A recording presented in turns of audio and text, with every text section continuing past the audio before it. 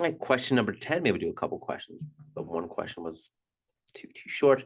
So if we looked at this one, we have factorials.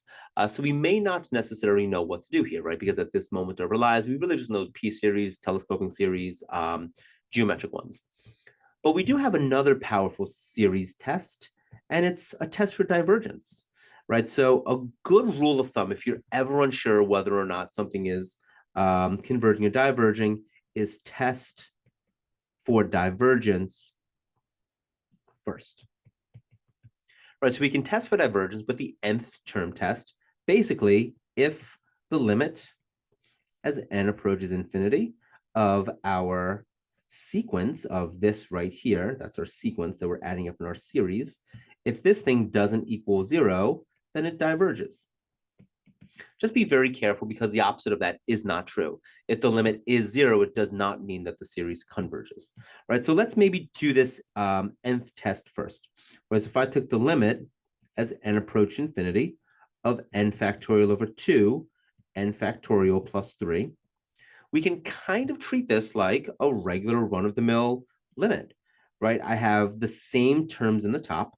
So as n grows, this thing is going to start to approach, or it's going to, maybe a little squiggly arrow, it's better. This thing's going to start to approach n factorial over 2, n factorial.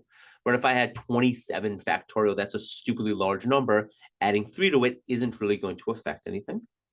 But then n factorial over 2 times n factorial, those cancel, and this approaches 1/2. So the limit of this is approaching 1/2.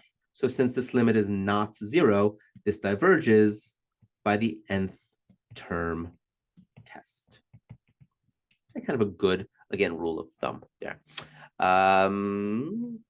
So speaking of what the hell, I might as well throw an 11 little bonus here. So if I do the nth term test here, right, if I'm not sure whether this thing converges or diverges, right, if I take the limit as n approaches infinity, 5n minus 2 over 5 to the n, well, same idea. Long term, this thing starts to approach 5 to the n over 5 to the n, which approaches 1.